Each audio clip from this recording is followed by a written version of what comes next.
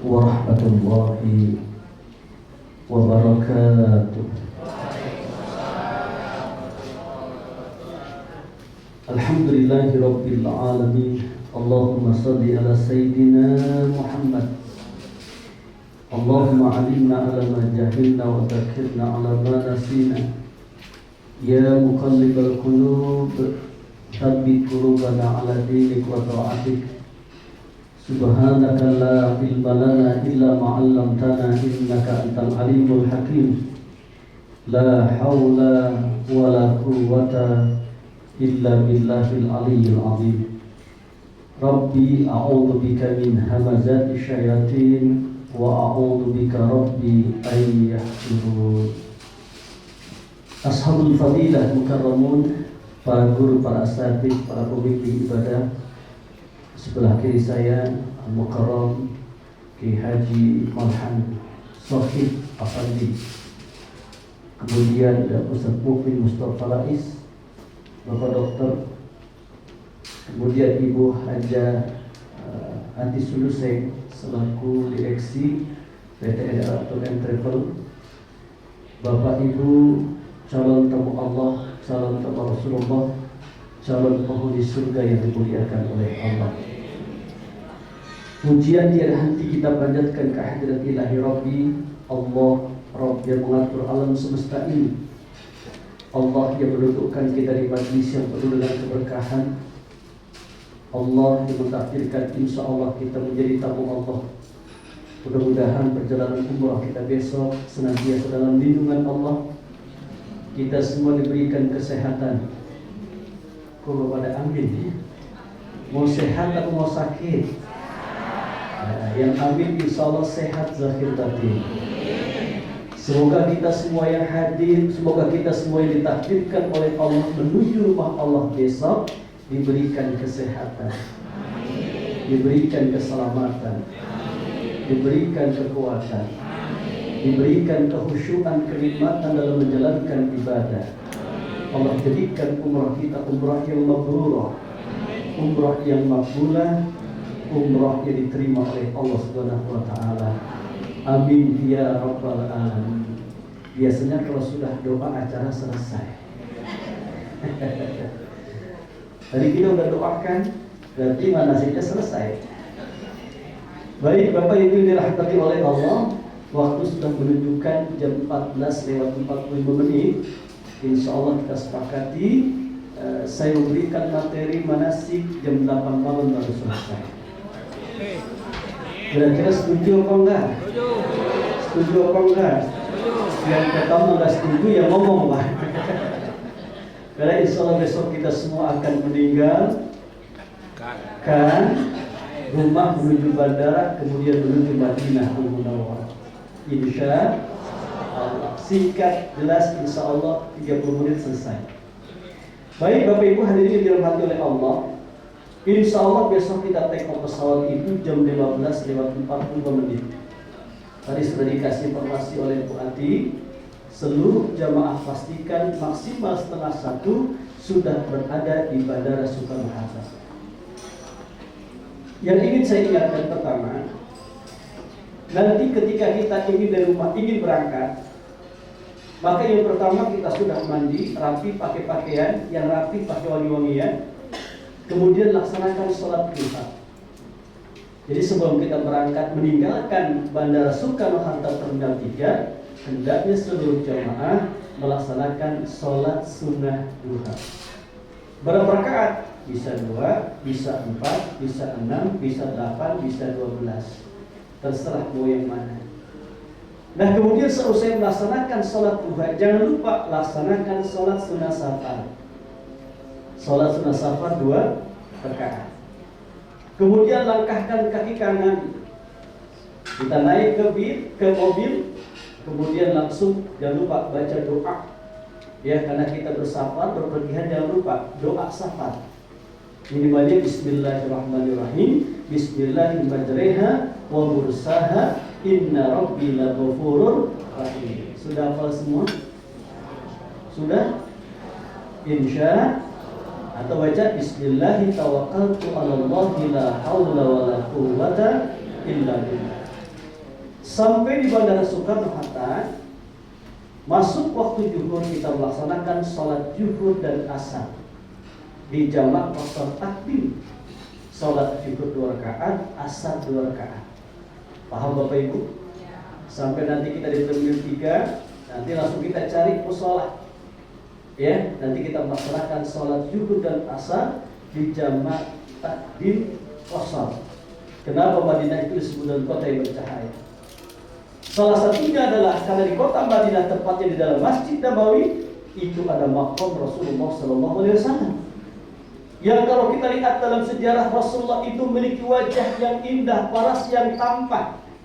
Siapapun orang yang melihat menatap wajah Rasulullah, insya Allah akan merasakan ketenangan, kedamaian. Satu ketika ada nenek-nenek, ada nenek-nenek di sini. Halo, calon nenek-nenek ada. Ada nenek-nenek di sini. Insya Allah nenek-nenek yang hadir manasik sore ini nanti akan berubah menjadi bidadari surga. Dia yang aku nenek-nenek tadi tidak berdoa. Ya nek, insya Allah berubah menjadi bidadari. Inna ansha'nahunna insya'a faja'alnahunna abkara. Itu si nenek punya masalah. Masalahnya begitu sulit. Kata si nenek dalam hatinya, aku harus datang kepada baginda Nabi Muhammad. Mohon nasihat beliau bagaimana cara untuk menyelesaikan masalah yang aku hadapi. Ketika bertemu dengan Rasulullah, si nenek langsung menundukkan kepalanya, kemudian tersenyum. Rasulullah bertanya, "Nek, kenapa kau tundukkan kepala? Nek, kenapa kau tersenyum?" "Ya Rasul, dari rumah aku ingin mengaji. Bagaimana cara untuk menyelesaikan masalah yang aku hadapi ya Rasulullah? Tapi ketika aku melihat dan menatap wajahmu, aku merasakan seluruh permasalahan yang aku hadapi hilang begitu saja." Subhan, hanya dengan melihat menatap wajah Rasulullah dapat menghilangkan masalah. Yang jadi pertanyaan bagi kita sekarang ini, kira-kira bagaimana orang melihat dan menatap wajah kita? Jangan-jangan tambah masalah. Sampai di Madinah, sampaikan salam kita kepada baginda Nabi Muhammad SAW. Perjalanan dari bandara menuju Madinah itu setengah jam. Sampai di kota Madinah, sampaikan salam kepada Rasulullah. Assalamualaikum ya Rasulullah. Ayo coba. Assalamualaikum ya Rasulullah. Tolong mengikuti lafaz salam yang saya baca. Bismillahirrahmanirrahim. Assalamualaikum ya Rasulullah. Assalamualaikum ya Habiballah. Assalamualaikum ya Nabi Allah. Assalamualaikum ya Safwat Allah. Assalamualaikum ya Sayyidana Abu Bakar Siddiq. Assalamualaikum ya Sayyidana Umar bin Khattab. Assalamualaikum ya ashab Rasulillah sallallahu alaihi wasallam. Kita mengucapkan salam kepada baginda Nabi Muhammad dan para sahabat. Nah, kemudian sampai di Madinah itu harus ada amalan yang mesti kita lakukan. Apalagi alhamdulillah dengan izin Allah kita melaksanakan ibadah umrah ziarah ke Madinah pada bulan Rabiul Awal. Bulan dilahirkan sosok manusia yang sempurna dan paripurna, yaitu baginda Nabi Muhammad SAW. Perbanyak salawat di kota Madinah. Perbanyak salawat di kota Madinah dengan salawat yang kita bisa. Binibannya setiap helaan nafas dan jantung, lisan ini kita berzikir dengan menyebut Allahumma sholli ala Sayyidina Muhammad. Dari hotel menuju masjid, Allahumma sholli ala Sayyidina Muhammad, Allahumma sholli ala Sayyidina Muhammad, Allahumma sholli ala Sayyidina Muhammad. Di dalam masjid, Allahumma sholli ala Sayyidina Muhammad, Allahumma sholli ala Sayyidina Muhammad. Luar masjid, Allahumma sholli ala Sayyidina Muhammad. Kenapa kita mengucapkan salawat?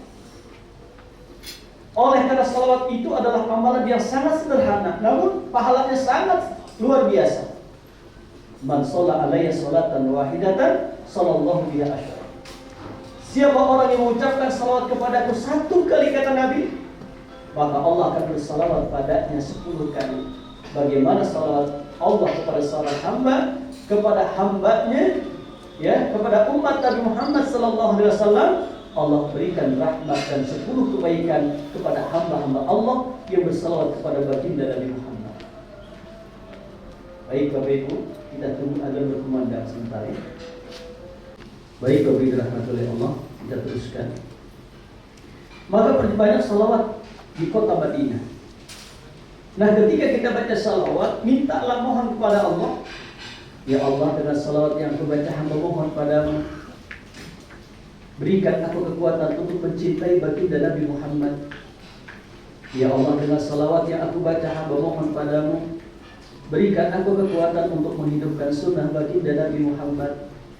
Ya Allah, ya Rabbana, dengan salawat yang aku baca, hamba mohon padamu, ziarah kami kau terima ya Allah. Perkenankan aku, keluarga aku, sahabat, temanku, tetanggaku untuk bisa berziarah ke makam Rasulullah. Ya Allah, dengan salawat yang aku baca, hamba mohon padamu ya Allah, masukkan aku ke dalam surgamu bersama baginda Nabi Muhammad. Amin ya Rabbal alamin. Nah, kemudian nanti di Madinah itu kita akan berziarah, disampaikan tadi, untuk bapak-bapak, untuk ibu-ibu insya Allah ba'da subuh. Maka nanti hari Ahad itu jam 3 pagi seluruh ibu-ibu berkumpul di lobi. Kemudian nanti untuk melaksanakan salat subuh, ya, berangkat berjamaah dengan ustazah yang sudah kami tentukan. Langsung nanti antri untuk bisa masuk ke Raudhah. Bapak-bapak nanti insya Allah pada asyar jam 3 sore berkumpul di lobi. Nanti kita berangkat menuju Masjid Nabawi bersama-sama. Ya, selesai melaksanakan salat asar, langsung kita antri untuk bisa berziarah ke Raudhah dan ke makam Rasulullah SAW. Nah, kita akan berziarah ke makam Rasulullah. Kita akan berziarah ke Raudhah. Ingat, Raudhah itu adalah merupakan tempat yang sangat mustajab untuk berdoa. Ketika sampai di Raudhah, laksanakan salat sunnah. Kemudian kita berdoa, mohonlah, mengemislah kepada Allah. Ingat, Raudhah itu tempat yang sangat mustajab. Allah malu untuk tidak mengijabah doa seorang hamba ketika mereka mengangkat kedua tangannya berdoa di Raudhah. Maka sampaikan hajat dan keinginan kita di Raudhah. Setelah kita berdoa di Raudhah, beribadah di Raudhah, berzikir di Raudhah, berdoa di Raudhah, nanti kita akan melaksanakan ziarah ke makam Rasulullah SAW. Sayyidina Abu Bakar Siddiq dan Sayyidina Umar bin Khattab.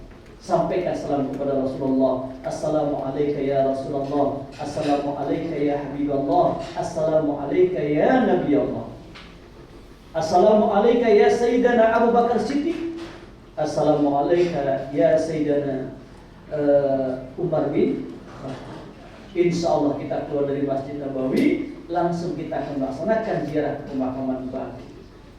Di pemakaman Baqi itu ada Sayyidina Utsman bin Affan, kemudian Aisyah radhiyallahu anha, para sahabat, ribuan para sahabat dimakamkan di situ. Dan Baqi itu adalah tempat yang nanti pertama dibangkitkan oleh Allah pada hari kiamat. Insya Allah kita akan ziarah ke sana. Kita berdoa kepada Allah, mudah-mudahan ziarah kita diterima oleh Allah Subhanahu wa taala. Nah, kemudian nanti langsung kita akan berziarah juga luar. Kita city tour kota Madinah. Kita akan ke Masjid Quba.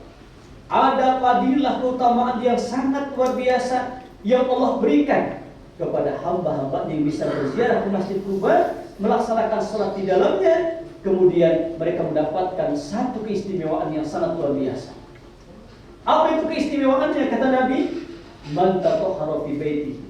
Siapa orang yang bersuci dari kamarnya, dari hotelnya, dari pondokannya, mereka sudah bermandi, berpakai pakaian yang rapi, wangi-wangian, dalam keadaan berwudu, mereka mendatangi Masjid Quba, melaksanakan salat di dalamnya, maka orang itu mendapatkan pahala 1 kali umrah. Subhan, sebelum umrah sudah mendapatkan pahala umrah. Kapan? Ketika kita dari hotel kita sudah mandi, sudah berwudu, pakai pakaian yang rapi, kemudian mendatangi Masjid Quba, melaksanakan sholat di dalamnya, insya Allah kita semua akan mendapatkan pahala 1 kali umrah. Nah setelah itu nanti kita akan ke toko kurma, ke kebun kurma. Silahkan beli kurma. Ya, tahadu kata Nabi. Dengan sering memberikan hadiah, itu akan timbul rasa cinta. Apalagi kita dalam musafir bepergian, sunnah pulang itu bawa oleh-oleh. Silahkan beli kurma untuk teman, untuk sahabat, untuk keluarga, untuk anak. Insya Allah ketika kita membawa oleh-oleh untuk keluarga kita, itu menjadi catatan kebaikan buat kita semua. Insya. Nah kemudian nanti setelah itu kita akan ke Jabal Uhud. Untuk sejarahnya nanti semua akan diterangkan oleh para asatidz di atas bis. Kita akan ke Khandaq, ya. Nanti kita akan melewati Masjid Ali. Baik Bapak Ibu dirahmati oleh Allah Subhanahu wa taala, itulah kegiatan ziarah yang kita lakukan di Kota Madinah. Nah, kemudian insya Allah nanti kita akan bertolak dari Madinah menuju Mekah Mukarramah. Kapan? Pada hari Selasa. Nah, ini mulai manasik sekarang ya. Tolong diperhatikan. Pada hari Selasa jam 10 diharapkan seluruh jamaah sudah mandi sunnah ihram. Hari Selasa jam 10 diharapkan seluruh jamaah, bapak-bapak, ibu-ibu, ya, sudah melaksanakan mandi sunnah ihram. Nah kemudian sebelum kita niat itu ada kesunahan-kesunahan yang kita lakukan. Sunnah itu kalau kita lakukan mendapatkan pahala, ditinggalkan rugi. Dan kesunahan ini berlaku sebelum kita menjatuhkan niat melaksanakan ibadah umrah. Apa itu? Mandi sunnah ihram, gunting kuku, membersihkan bulu-buluan, pakai wangi-wangian, ya, itu bagian daripada sunnah. Dan itu berlaku sebelum kita menjatuhkan niat melaksanakan ibadah umrah. Maka nanti sekitar jam 10:30, jam 11, seluruh jamaah Bapak Ibu sudah berpakaian ihram menuju Masjid Nabawi untuk melaksanakan sholat zuhur berjamaah. Masuk ke dalam masjid, dahulukan kaki kanan, baca doa, Allahumma ftahli abwaba rahmatik, ya Allah bukakanlah pintu rahmatmu itu. Di dalam Masjid Nabawi laksanakan sholat tahiyatul masjid 2 rakaat. Seusai melaksanakan sholat tahiyatul masjid 2 rakaat, jangan lupa laksanakan sholat sunnah ihram 2 rakaat di dalam Masjid Nabawi sebelum azan zuhur berkumandang. Paham Bapak Ibu? Tahiyatul masjid, kemudian laksanakan sholat sunnah ihram. Nah kemudian nanti azan zuhur berkumandang. Sebagaimana biasa kita melaksanakan qobliyah zuhur, qomat kita melaksanakan sholat zuhur bersama imam Masjid Nabawi. Selesai melaksanakan sholat zuhur, Assalamualaikum warahmatullah, langsung kita melaksanakan sholat asar 2 rakaat di jamak qashar takbir. Ingat ya Pak? Jadi selesai melaksanakan sholat zuhur, ya, Assalamualaikum warahmatullah, Assalamualaikum warahmatullah, langsung berdiri, laksanakan sholat asar 2 rakaat. Langsung kita menuju hotel. Kemudian kita makan siang dulu, rapi-rapi sebentar, pastikan jam 2 kita sudah berada di atas bis. Kita akan bertolak dari Madinah menuju Mekah, dan seluruh jamaah bapak-bapak sudah menanggalkan, ya, celana dalam, kaos dalam, kemudian alas kaki yang tidak menutup tubuh. Ya, jadi kaos dalam, celana dalam sudah dipakai. Yang kita pakai itu adalah dua helai pakaian ihram. Kemudian kita bertolak dari hotel kita, ada yang dari Leader Monakarim, ada yang dari Movenpick. Ya, kita meninggalkan hotel kita, langsung nanti kita akan menuju Masjid Bir Ali. Perjalanan dari hotel kita menuju Masjid Bir Ali sekitar 20 menit. Turun kita dari bis, masuk ke dalam masjid, nanti kita akan melaksanakan sholat tahiyatul masjid 2 rakaat di Masjid Bir Ali atau Dzul Hulaifah. Doa zikir sebentar, langsung menuju hotel, menuju bis.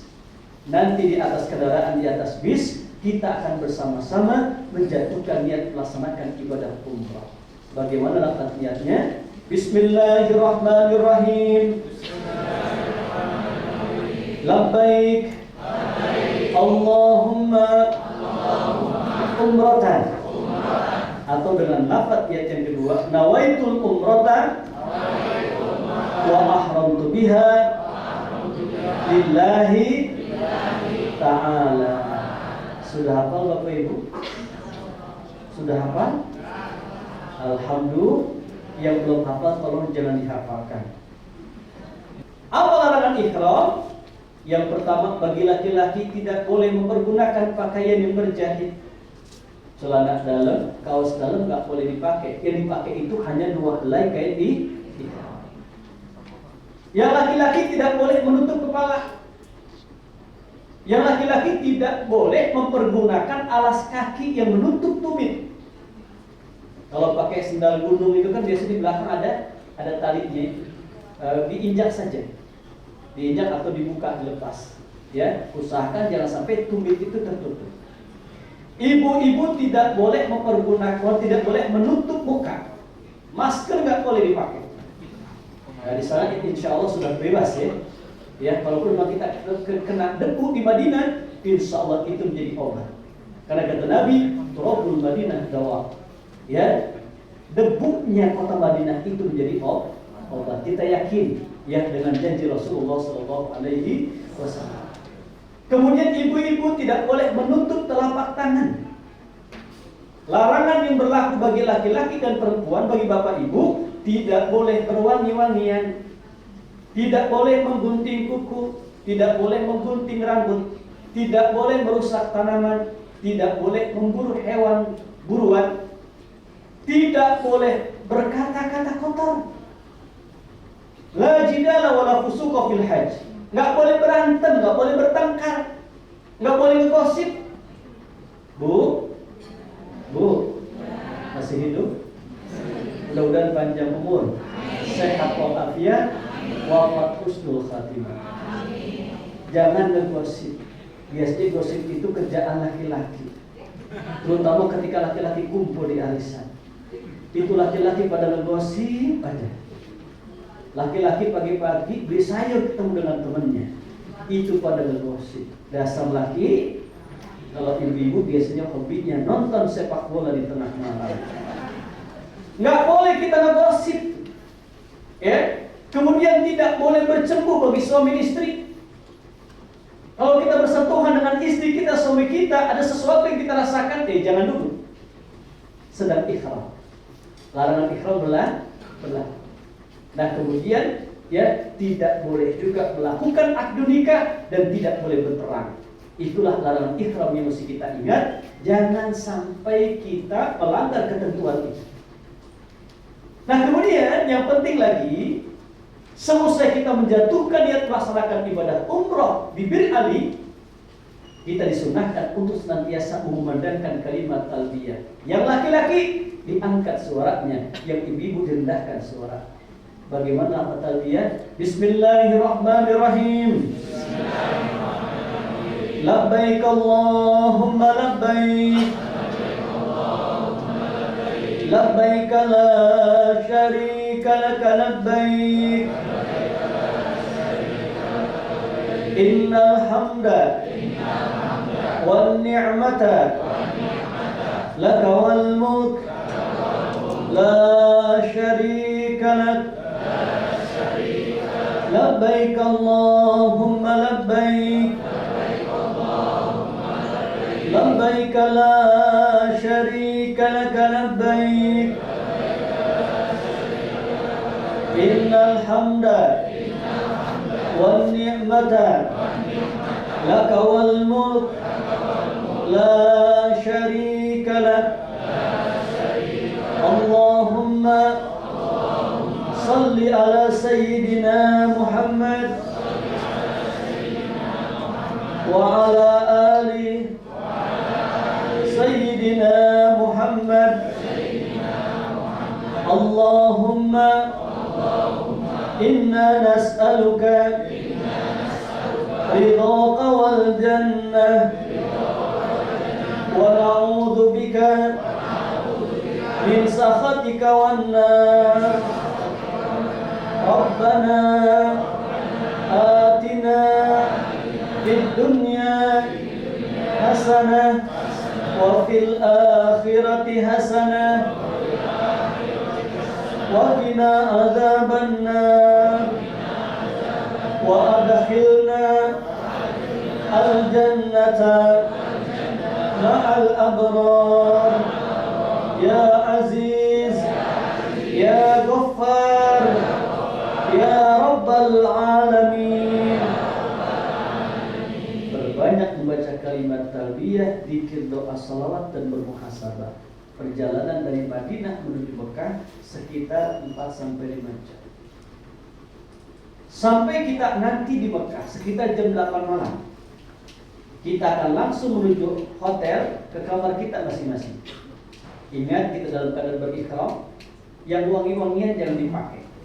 Sabun, odol, kemudian minyak wangi atau tisu basah yang wangi-wangi jangan dipakai. Ya. Nah, kemudian sampai kita di hotel, taruh barang sebentar, kita nanti akan makan malam terlebih dahulu. Selesai makan malam, sudah dalam keadaan berwudu, nanti kita akan menunggu info dari para asatidz kita jam berapa kita akan kumpul di lobi. Ya, biasanya sekitar jam 9:30 ya kita kumpul di lobi. Ya, kemudian sudah dalam keadaan berwudu, insya Allah nanti di lobi kita akan berikan headset. Ingat ya, headset itu hanyalah hak guna pakai, bukan hak milik. Ya, nanti dikembalikan kembali selesai kita melaksanakan tahallul umrah yang terakhir. Nanti akan diberikan headset, semuanya insya Allah dapat. Nah, kemudian sudah dalam keadaan berwudu kita dari lobi hotel, kita menuju Masjidil Haram. Masuk ke dalam Masjidil Haram, ya biasa langkahkan kaki kanan, baca doa, sampai di dalam Masjidil Haram. Di bawah itu, insya Allah nanti kita akan melaksanakan sholat maghrib dan isya di jamak takhir di dalam Masjidil Haram.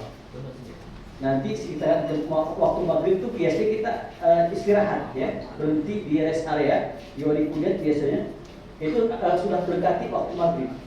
Ya, tapi nanti kita akan melaksanakan maghrib dan isya itu di jamak takhir di dalam Masjidil Haram, yang insya Allah akan mendapatkan pahala 100.000 kali lipat dibandingkan dengan masjid-masjid yang lain. Insya Allah. Paham sampai di sini? Nah, kemudian selesai kita melaksanakan sholat maghrib dan isya di jamak takhir di dalam Masjidil Haram, kita akan melaksanakan daripada rukun umrah yang kedua adalah tawaf. Tawaf itu mengelilingi Ka'bah sebanyak 7 kali putaran. Ka'bah itu simbol ketuhanan, sementara ketika kita bertawaf itu adalah merupakan simbol aktivitas manusia, menunjukkan sekecil apapun aktivitas yang kita lakukan tidak lepas dari perhatian Allah. Allah melihat kita, Allah menatap kita, Allah memperhatikan kita.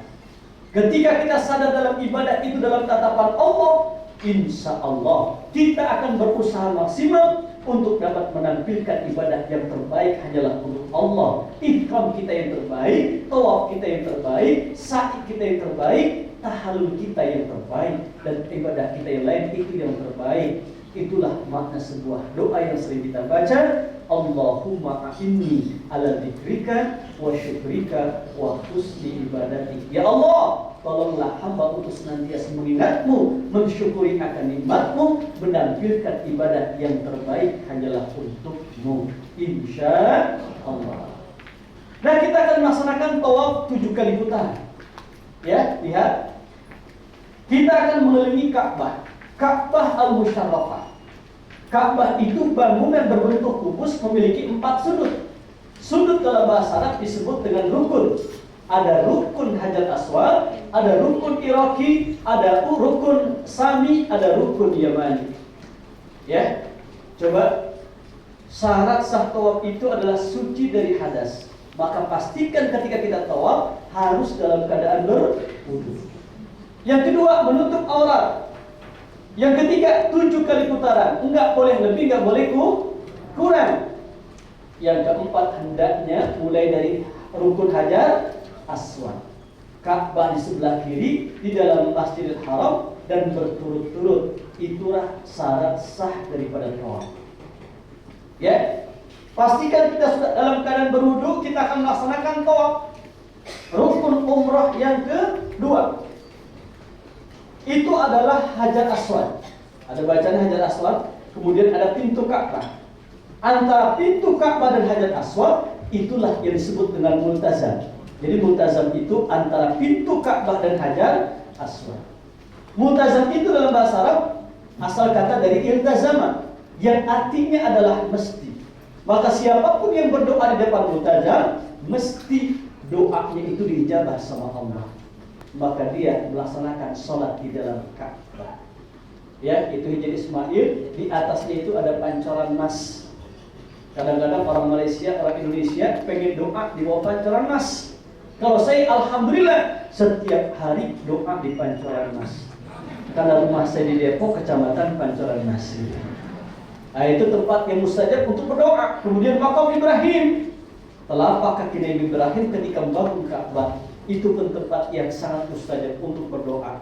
Maka ketika kita berada pada tempat-tempat yang mustajab, atau ketika kita melintasi tempat yang mustajab, harus ada bisitan doa kepada Allah Subhanahu wa taala, ya, baik secara lisan atau di dalam hati kita berdoa kepada Allah. Yakini setiap ungkapan doa kita di tempat mustajab diterima oleh Allah Subhanahu wa taala. Amin ya rabbal alamin. Nah, kemudian kita akan mulai tawaf itu, ya. Tempat start tawaf itu pada rukun Hajar Aswad. Ketika kita berada pada rukun Hajar Aswad, hadapkan tubuh kita ke Ka'bah, lambaikan tangan sambil mengecup. Itulah yang disebut dengan istiqlal. Nah, seusai kita minum air Zam-Zam, kita akan menuju Mas'a. Mas'a itu artinya tempat sa'i. Di mana kita sa'i? Kita sa'i antara Safa dan Marwah. Safa itu artinya kesucian, Marwah itu artinya adalah tujuan. Berarti salah satu tujuan hidup kita adalah untuk mencari kesucian ini. Kenapa? Kita akan berjumpa dan bertemu dengan Zat yang Maha Suci, yaitu Allah Jalla Jalaluhu. Naik kita ke Bukit Safa, turun kita menuju Marwah. Naik ke Bukit Marwah, turun menuju Safa. Naik turun antara Safa dan Marwah itu merupakan satu gambaran dalam hidup. Tidak selamanya kita di atas, pada satu saat kita akan di bawah. Tidak selamanya kita muda, pada satu saat kita akan menjadi tua. Tidak selamanya kita hidup, satu saat kita semua akan mati. Kita semua akan mati, kita semua akan wafat. Ya, baik ya. Nah, kemudian nanti kita akan naik ke Bukit Safa. Ingat, Safa itu tempat yang sangat mustajab untuk berdoa. Maka nanti di atas Bukit Safa kita hadapkan tubuh kita ke Ka'bah, kita akan berdoa dengan para pembimbing kita. Ya, selesai pembimbing kita berdoa, kita mengikuti lafaz doa yang dibaca oleh beliau, silahkan Bapak Ibu sampaikan hajat dan keinginan kita masing-masing. Kenapa? Oleh karena ketika itu kan kita menjadi tamu Allah. Ya kan, salah satu kenikmatan yang Allah yang luar biasa yang Allah berikan kepada hamba-hamba Allah yang ditakdirkan olehnya menuju rumah Allah, kita dijamu oleh Allah. Ya kan? Bapak Ibu datang ke rumah presiden, senang kan? Diundang sama presiden, senang kan? Senang? Diundang ke istana kita, senang kan? Kalau saya mah senang lah. Gitu kan? Datang ke rumah wali kota, kita senang. Ya kan? Dan dijamu oleh wali kota itu. Bapak Ibu diundang manasik ke EDAK, kan dijamu. Ya kan? Masuk ke dalam ruangan manasik ini, langsung disuruh makan. Kemudian disuruh minum, ada es, ada jus segala macam. Ya, itu dijamu sama EDAK. Kata Bapak Ibu, emang udah bayar Ustaz. Ya. Nanti kita datang ke rumah Allah nih, ya kan? Allah jamu kita, Allah sebagai sahibul bait, kita sebagai tamunya. Apa sih jamuan Allah yang Allah berikan kepada kita sebagai tamu? Kata Nabi, al-hujaju wal umaru wa'dullah in sa'alu uktu wa in da'au ujibu wa in anfaku rifalakum. Orang yang berhaji, orang yang berumrah itu menjadi tamu-tamu Allah. Ketika mereka minta, dikasih sama Allah. Berdoa, diijabah oleh Allah. Ketika mereka berinfak bersedekah di tanah suci, diganti oleh Allah dengan berlipat ganda. Itulah jamuan Allah yang Allah berikan kepada hambanya, umat Nabi Muhammad SAW, yang dipanggil oleh Allah untuk berangkat menuju tanah suci. Nanti di atas bukit Sofa itu doa. Kemudian kita turun menuju Marwah. Antara Sofa dan Marwah itu jaraknya sekitar 400 meter.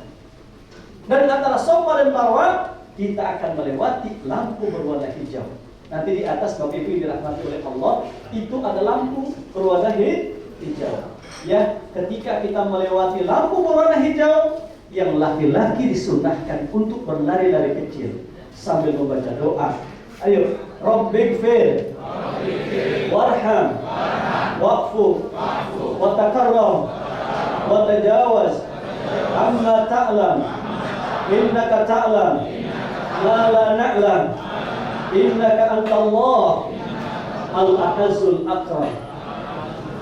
Nah, kemudian sampai kita di Marwah, kan? Turun lagi kita dari Marwah, nanti akan melewati lampu berwarna hijau, turun, ya. Kemudian nanti ketika kita melewati di atas pelapor itu lampu berwarna hijau, yang laki-laki disunahkan lagi untuk berlari-lari kecil, laki-laki disunahkan untuk berlari-lari kecil, ibu-ibu tolong landai saja jalannya itu, ya. Nah, kemudian sampai kita ke Bukit Sofa, kita turun ke Marwah. Antara Sofa dan Marwah 1 kali hitungan, Marwah ke Sofa 2 kali hitungan, Sofa ke Marwah 3 kali hitungan, Marwah ke Sofa 4 kali hitungan, Sofa ke Marwah 5 kali hitungan, Marwah ke Sofa 6 kali hitungan, Sofa ke Marwah 7 kali hitungan.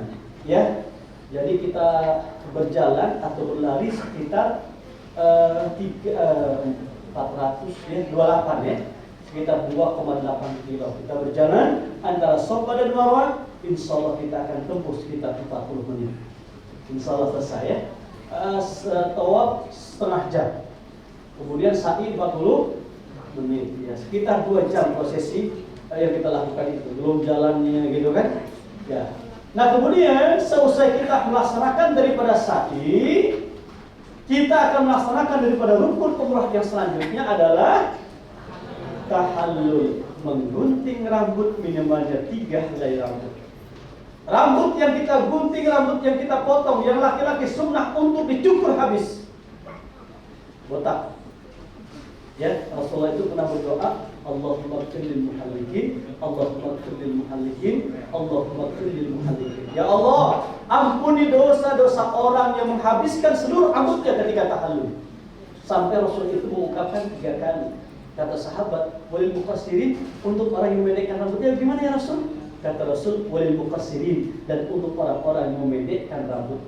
Jadi kalau dibotak itu dapat 3 kali doa dari Rasulullah. Kalau cuma dicukur, dipendekin, itu cuma mendapatkan 1 doa dari Rasulullah. Kira-kira bapak-bapak mau 1 atau mau 3?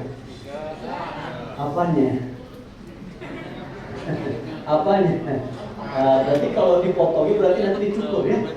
Insya baiknya itu digundul habis ya. Insya nanti kita akan melaksanakan pencukuran atau tahallul itu di luar Masjidil Haram. Karena sekarang itu sistem untuk bisa masuk keluar Masjidil Haram itu diatur lagi. Ya, karena memang semakin banyak manusia itu ya. Jadi nanti kalau kita selesai melaksanakan sa'i, kita keluar Masjidil Haram, tahallul di luar Masjidil Haram, kita akan muter Masjidil Haram, baru nanti menuju hotel kita. Jadi kita nggak bisa masuk ya, pulangnya itu lewat Ka'bah tuh nggak bisa, karena ditutup aksesnya. Ya, siapapun yang ingin selesai, yang ingin pulang, gitu kan, selesai mereka melaksanakan tahallul, itu harus mengelilingi Masjidil Haram. Jadi tidak boleh potong lebih cepat dari dalam Masjidil Haram, nggak bisa. Ya, sekarang aturannya seperti itu. Dan yang mesti diingat Bapak Ibu dirahmati oleh Allah, nanti ketika kita tahallul, itu anak-anak remaja-remaja Arab itu kadang-kadang tahu mereka kita sudah melaksanakan sa'i dan ingin tahallul. Kadang-kadang rambut kita langsung dipegang sama dia, kemudian dicukur sama dia, kemudian dia minta 50 real. Makanya kalau nanti ada anak kecil, ya anak-anak remaja itu putra atau putri, ya tolong ketika mereka ingin menggunting rambut kita, bilang jangan. Kecuali kalau kita ingin bersedekah sama dia sekitar 50 real. Ya kadang-kadang kita kasih 10 real, marah gitu. Ya, maka nanti pastikan ketika tawaf, ya ada di antara kita yang membawa gunting kecil, ya untuk tahallul dan bisa kita bergantian dengan teman-teman kita. Insya Allah. Nah selesai tahallul berarti selesai kita melaksanakan ibadah umroh.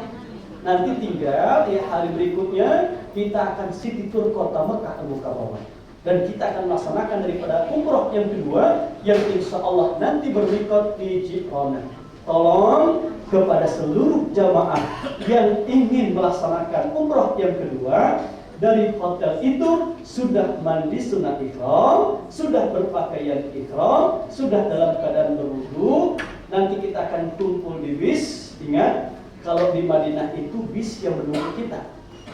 Ya, ketika kita ingin bertolak dari Madinah menuju Mekah, insya Allah setengah jam sebelum kita berangkat itu bis sudah standby di depan hotel kita.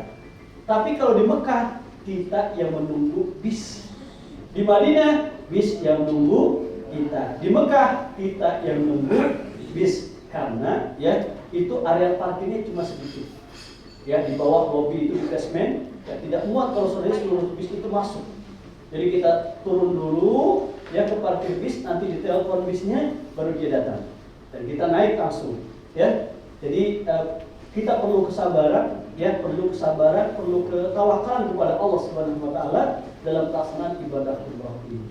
Ya kita berdoa kepada Allah mudah-mudahan seluruh perjalanan umrah kita diberikan kemudahan, kelancaran oleh Allah Subhanahu Wa Taala. Amin. Ya Rabbal Alamin. Nah kemudian nanti kita akan berziarah kota Mekah Mukarramah. Tolong kepada seluruh jamaah yang ingin melaksanakan umrah untuk yang kedua kalinya, dari hotel itu sudah mandi ihram, sudah berpakaian ihram. Kita naik bis, nanti kita akan ziarah. Yang pertama kita akan ke Jabal Thur. Kemudian setelah itu kita akan ke Jabal Rahmah. Ya, itu di Arafah. Nanti kita akan ke Arafah, kita akan ke Mina, kita akan ke Muzdalifah, kita akan ke Ji'rana.